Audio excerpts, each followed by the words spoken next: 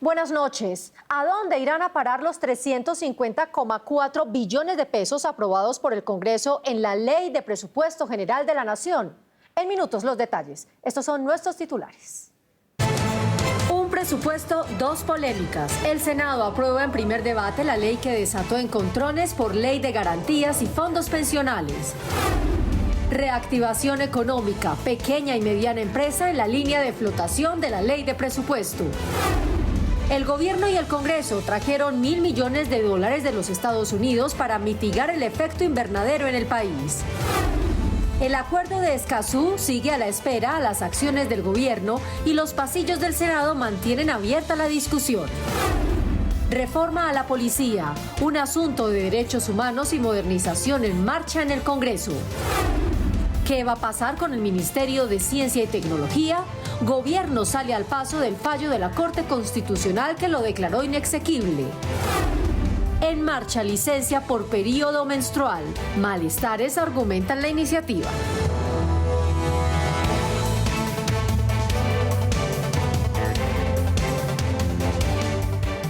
Las comisiones económicas del Congreso aprobaron la Ley de Presupuesto General de la Nación con 350,4 billones de pesos. Carol, senadores modificaron algunos artículos del proyecto radicado por el gobierno inicialmente para darle más recursos a los programas de inversión, la reactivación económica y el apoyo a la pequeña y mediana empresa. Varios fueron los cambios que realizaron las comisiones económicas al presupuesto general de la Nación 2022. El mayor de ellos fue aumentar a 68,2 billones de pesos la asignación para la inversión, inyectando así más recursos para la reactivación económica. En estos momentos en que se requiere la reactivación económica y la generación de empleo, lo que requerimos es invertir para generar esos empleos. Con la reasignación de recursos se le destinó $1 billón de pesos para subsidiar los recibos de energía y gas de los estratos 1, 2 y 3 y 1,3 billones de pesos al sector de inclusión social para garantizar las transferencias monetarias a programas como Familias en Acción y la compensación del IVA. Muy importante haber logrado la adición de más de $1 billón de pesos para cumplir con los subsidios de gas y los subsidios eléctricos para las personas más vulnerables. Otros sectores que fueron beneficiados con recursos adicionales fueron salud con 658.000 millones, atención de desastres con 350.000 millones, vivienda con 445.000 millones y transporte con 545.000 millones. Además de eso, también están asegurados todos los compromisos en materia de educación como el rubro más alto de todo el presupuesto por cuarto año consecutivo. Para los senadores de la oposición, el presupuesto aprobado no es suficiente para atender las necesidades de los colombianos y aseguraron que sectores como agricultura, la paz, ambiente, deporte, ciencia y tecnología y cultura están desfinanciados. Aquí hay rubros ridículos. Para agricultura el 0.65% del presupuesto general de la Nación, ni siquiera el 1% para agricultura. Para ciencia y tecnología el 0.09%. En el presupuesto se reservaron 400.000 millones de pesos en caso de ser necesaria una tercera dosis de la vacuna contra el COVID-19. Al debate para el presupuesto general de la Nación se sumó un polémico artículo que suspende la ley de garantías para los convenios interadministrativos en alcaldías y gobernaciones del país. La ley de garantías estipula que tanto las entidades del Estado así como alcaldes y gobernadores no pueden firmar contratos o convenios en época electoral, específicamente 4 meses antes de la realización de unas elecciones. La polémica se dio al ser aprobado un artículo que permite realizar convenios interadministrativos entre la Nación y los entes territoriales durante el 2022, año electoral. Pues aquí hay un mico, señoras y señores, un orangután gigante. Y es permitirle a los alcaldes, a los gobernadores y al gobierno contratar en época electoral. Eso es hacerle trampa al país. Quienes defendieron la iniciativa aseguran que estos convenios son necesarios ya que la pandemia atrasó varios proyectos de inversión que alcaldes y gobernadores tenían presupuestados. Aquí no estamos aprobando ningún orangután. Nosotros no estamos haciendo ninguna jugadita. Nosotros no estamos acabando la ley de garantías. Nosotros estamos haciendo eco al clamor de 1.103 alcaldes del país, a 27 gobernadores que no han podido ejercer su cargo, puesto que la pandemia los cogió con 2 meses de mandato. El gobierno defendió el artículo y aseguró que es primordial para la reactivación económica y la generación de empleo. Tiene un propósito superior y el propósito superior se llama empleo, empleo y más empleo, porque hoy lo que los ciudadanos colombianos reclaman del gobierno, del Estado, es cómo tener oportunidades de inversión que conduzca a que haya empleo y que ese empleo genere ingresos y oportunidades para la gente. La discusión de la ley de presupuesto seguirá ahora en las plenarias de Senado y Cámara y tiene por ley plazo de ser aprobado hasta el próximo 20 de octubre. Otro de los artículos que suscitó debate en la ley de presupuesto fue el cambio exprés de los fondos privados a Colpensiones para quienes tengan más de 47 años en el caso de las mujeres y 52 en el caso de los hombres. Actualmente solo se permite trasladarse de los fondos de pensiones hasta 10 años antes de jubilarse, pero según lo aprobado en el presupuesto general de la Nación, se permitiría un traslado exprés de los fondos privados al público con algunas condiciones.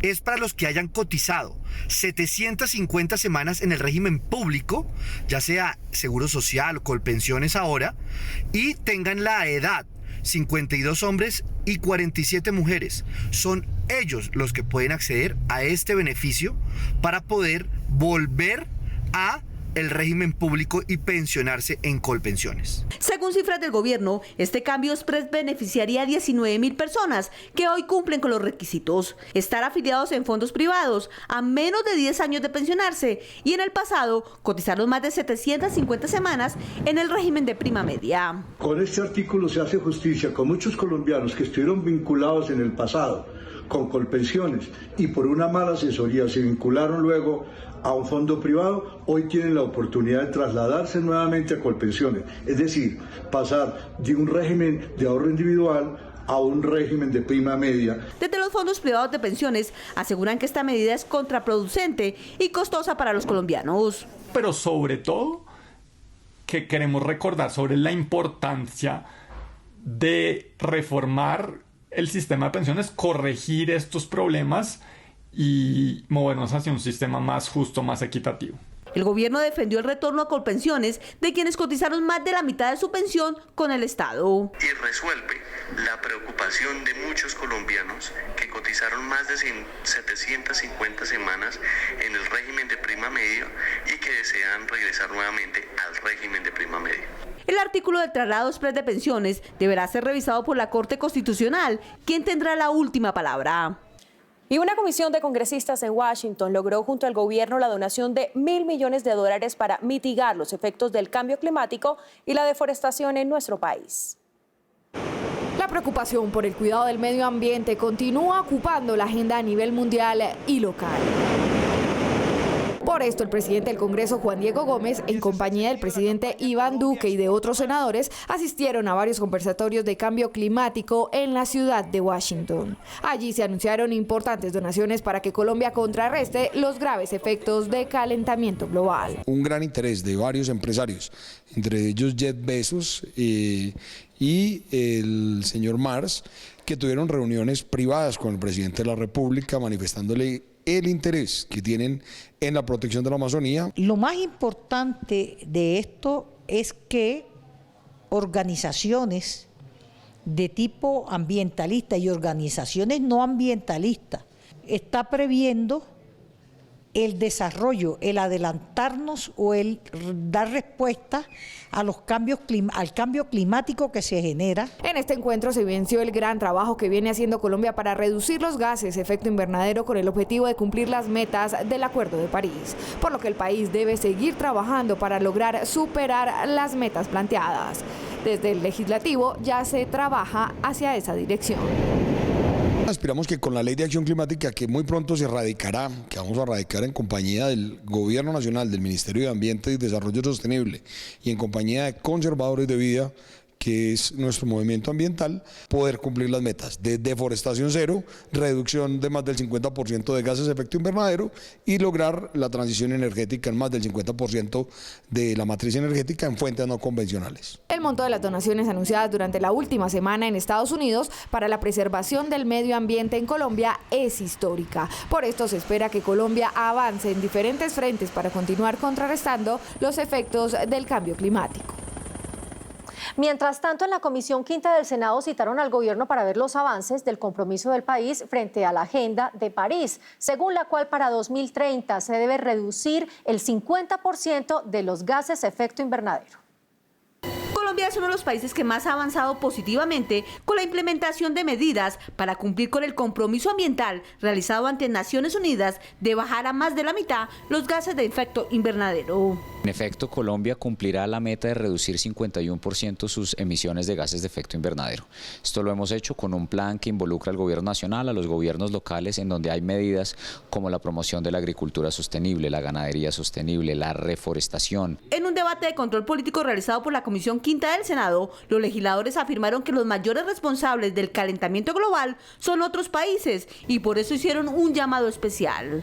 Los países industrializados, China, Estados Unidos y Europa, tienen la gran responsabilidad en el cambio climático y deben ser ellos quienes implementen la mayoría de las acciones para evitar los daños al medio ambiente. Y entonces uno dice, ¿será entonces que podemos hacer algo? Claro que sí. Aquí hay que apoyar la industria colombiana, hay que consumir colombiano para que no consumamos, para poner un ejemplo, productos traídos de China o de otros países en donde sí están contaminando grandemente. Y aunque el balance en el cumplimiento de metas es positivo, para algunos expertos se deben reforzar las medidas, ya que en los territorios aún se ve gran afectación. Existe una seria desconexión entre lo que está en el papel, lo que se escribe y lo que se planea, que es algo interesante, es una meta ambiciosa, pero la realidad es muy diferente. Lo que está sucediendo en el campo, en el ambiente, en las zonas alejadas del país, la deforestación es un problema grandísimo que está sufriendo nuestro territorio. Se espera que con las donaciones anunciadas esta semana en Estados Unidos, el gobierno nacional aumente los programas para acabar con la deforestación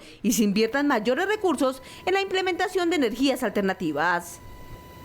El debate por el acuerdo de Escazú sigue vivo en el Senado. Se insiste en priorizar la protección a los líderes ambientales mientras se espera el compromiso del gobierno de socializar el acuerdo con las comunidades.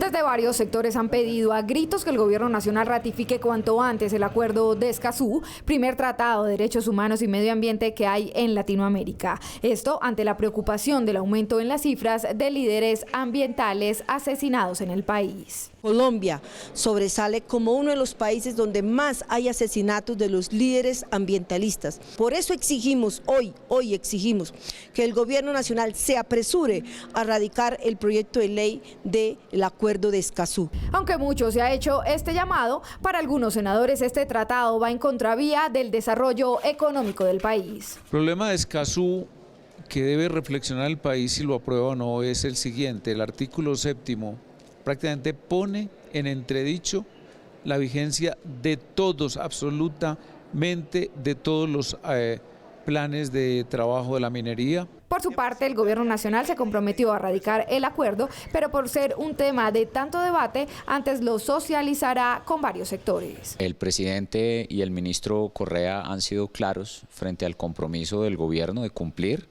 la radicación en el Congreso para la ratificación. En este momento estamos haciendo unos talleres a nivel nacional. Revisaremos ajustes que salgan de estos espacios, pero se cumplirá el compromiso. Las socializaciones continuarían en el mes de octubre, por lo que se espera que hacia el mes de noviembre se radique el proyecto que ratificaría el acuerdo de Escazú. La defensa a ultranza del territorio y de la plataforma continental marítima debe ser una política de Estado. Con esta propuesta, senadores plantean que así debe ser la defensa de la comunidad raizal en San Andrés ante la Corte Internacional de La Haya. En el 2012, Colombia perdió 75.000 kilómetros cuadrados de territorio marítimo con Nicaragua, al definirse un fallo de la Corte Internacional de Justicia que fijó los límites marítimos entre ambos países. Aquí Colombia siempre ha obrado de buena fe, Colombia siempre ha ejercido de manera pacífica y permanente la soberanía, y a Colombia se le tienen que reconocer los mismos derechos de plataforma marítima que internacionalmente se reconocen por el derecho. Hoy Colombia sigue en defensa del territorio y contrademandó a Nicaragua, que denuncia falta de garantías para ejercer soberanía. Ante este litigio, senadores piden al gobierno mantener una política de Estado en este tema y no de gobierno. Colombia ha tenido en diferentes etapas diferentes abogados y creo que ahí hemos tenido dificultades porque no hemos mantenido la consistencia jurídica que permita ahora no dejar ganar plataforma extendida. La defensa del derecho a la pesca de la comunidad raizal es uno de los puntos principales que defiende Colombia por el impacto social para los sanandresanos. La preocupación más grande es para los raizales, para la gente que lleva muchos años allí, que nació y que generación tras generación han estado. Ellos no entienden si el mar es de Colombia o es de Nicaragua.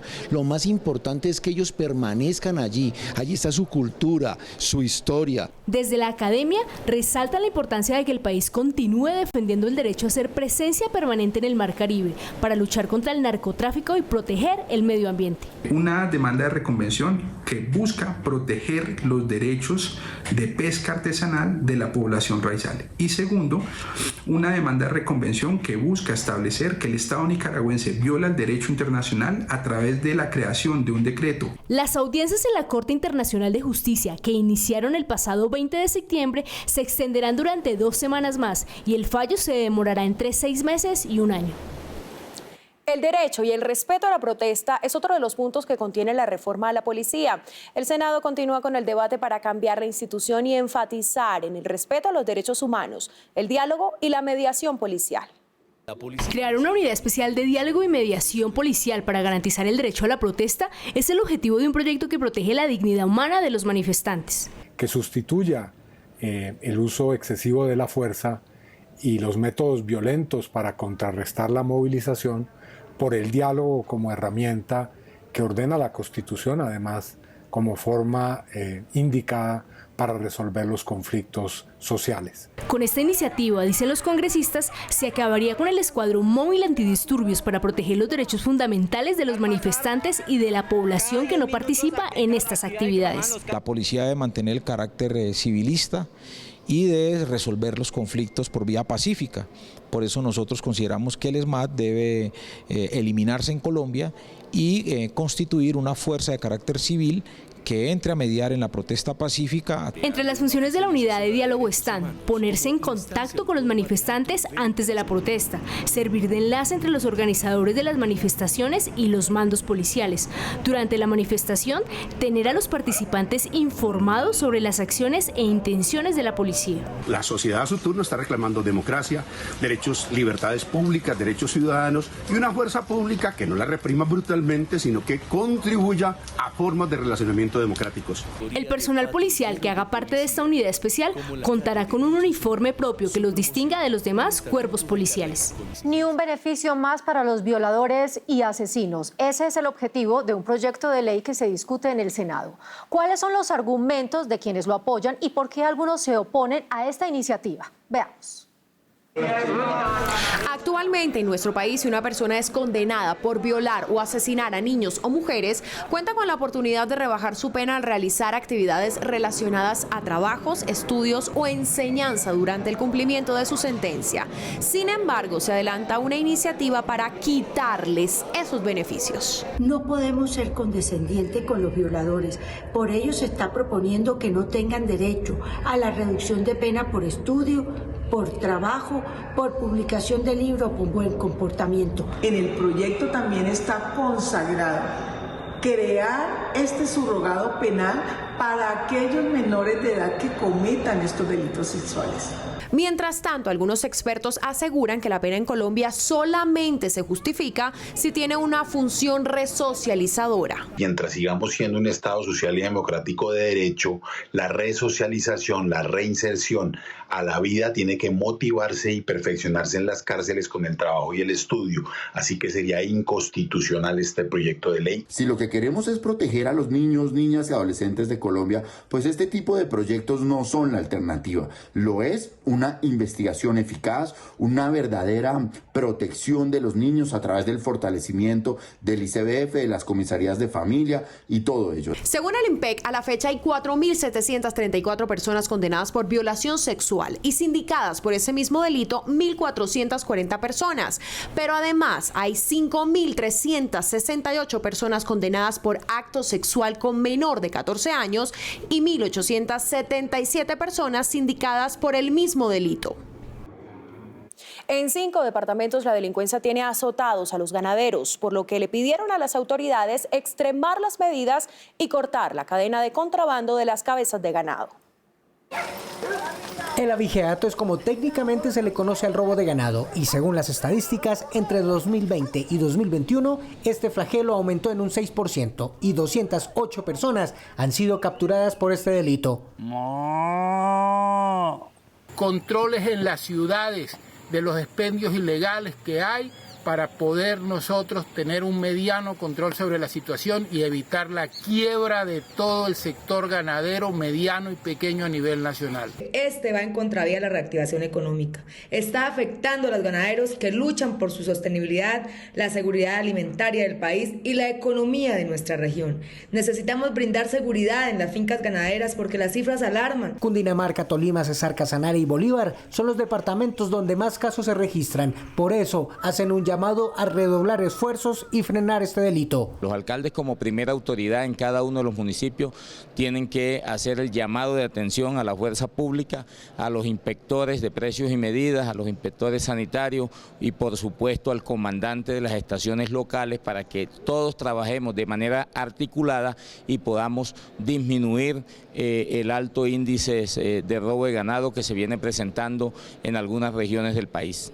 Vamos. Desde el Senado de la República se abordará el tema con un debate de control político para establecer las acciones a seguir y los esfuerzos realizados por las partes involucradas para determinar a dónde va a parar la carne robada.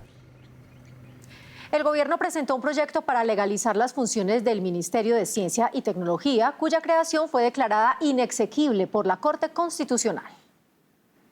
En su momento, un proyecto de ley avaló la creación del Ministerio de Ciencia y Tecnología. Era algo histórico. Colombia nunca lo había tenido, pero la Corte declaró inexequible la creación de este porque afirmó que se vulneró el artículo 150 de la Constitución Política y la creación de este se dio por medio del Plan Nacional de Desarrollo. Hubo dificultades en el entendimiento porque habían posiciones divergentes sobre cuál era la comisión competente y sobre si se debía permitir la modificación de la estructura del Estado central o si aquel proyecto que la Corte declaró inexequible no lo hacía. Al final lo declaró así, pero hizo una salvedad y dio 2 años para reponer esa pieza legislativa en los términos en que esa sentencia lo señaló. Subsanando esta inconsistencia, un nuevo proyecto fue radicado en la Secretaría del Senado. No se crearán más cargos, pues la planta de conciencia será ahora la del nuevo ministerio. Esperamos poder sacarlo adelante lo más pronto posible para poder subsanar todos los temas que nos dijo la Corte Constitucional y tener una nueva ley fortalecida. Lo que buscamos es que precisamente Colombia entre en esa economía del conocimiento, que tengamos una entidad que formule la política pública desde la ciencia, desde la tecnología, desde la innovación, que establezca todas las estrategias para el avance del conocimiento científico. El ministerio tendrá la obligación de crear la política pública de ciencia, tecnología e innovación para establecer estrategias que lleven al avance del conocimiento científico y ayude a aplicar y desarrollar las nuevas tecnologías en la cuarta revolución industrial. El Senado propone una licencia menstrual por las complicaciones físicas que el periodo causa en las mujeres. Todas las mujeres menstruantes que se encuentren realizando sus estudios en instituciones educativas públicas y privadas del país hasta el nivel de educación superior podrían hacer uso de una licencia menstrual. Se otorgará un día al mes, cada 28 días. La chica se toma el día y al día siguiente presenta la notificación de que se tomó el día de su licencia. Esta iniciativa tiene como uno de sus objetivos evitar el ausentismo escolar. Hemos identificado que una de las principales causas de ausentismo escolar es aquella que es relacionada con los cólicos menstruales, con los malestares durante los días de menstruación. También se pide más información y orientación en este aspecto. Hacemos también un llamado a la articulación de diversos proyectos, de diferentes proyectos que vayan en pro de la salud menstrual, de la dignidad menstrual, de los derechos menstruales de las mujeres, las niñas y las personas menstruantes. El proyecto pretende garantizar la calidad de vida de las mujeres y a largo plazo buscaría implementar la licencia menstrual en la actividad laboral. Durante 3 días, 130 universitarios estarán inmersos en las labores del Congreso. Hablarán sobre proyectos en marcha como el desmonte al ESMAD, la licencia menstrual, el voto para reclusos y el servicio militar para la comunidad trans. Involucrar a los jóvenes en escenarios políticos para que entiendan el funcionamiento del Congreso y participen activamente de las iniciativas que se discuten en el Legislativo es el objetivo de la versión número 23 del modelo Congreso de la República Estudiantil Universitario. Para que sean congresistas por 2 días, para que conozcan la Ley Quinta de 1992, para que conozcan qué leyes se están debatiendo en el Congreso de la República actualmente, cómo los afectan, para que discutan estas leyes y sobre todo también para que entiendan que la labor política pues es importante, que construye las leyes de este país. Para los organizadores, este encuentro se desarrolla en momentos históricos para el país y para los jóvenes y son adecuados para la generación de espacios de interlocución y acción con esta población. Acercar a los jóvenes a la participación política, lograr que pasen de las calles y que traigan, digamos, un poco esas indignaciones que han manifestado en medio de esta coyuntura y las traigan al modelo Congreso Estudiantil para que propongan esos grandes debates y esas grandes agendas de país. Y la juventud, ese liderazgo que tiene un gran componente de rebeldía, lo podemos canalizar de manera institucional, lo podemos canalizar a través de políticas públicas, a través de control político, utilizar las redes sociales para hacer seguimiento a los programas y proyectos de los distintos partidos políticos y de los distintos candidatos. En el Congreso Estudiantil, organizado por la Fundación Domo Paz, la Fundación Hans Seidel y el Congreso de la República, participan 130 estudiantes universitarios de 12 departamentos del país. Gracias por acompañarnos. En NS Noticias les recordamos seguir cumpliendo con todos los protocolos de bioseguridad para combatir el COVID-19. Los esperamos en nuestra próxima emisión.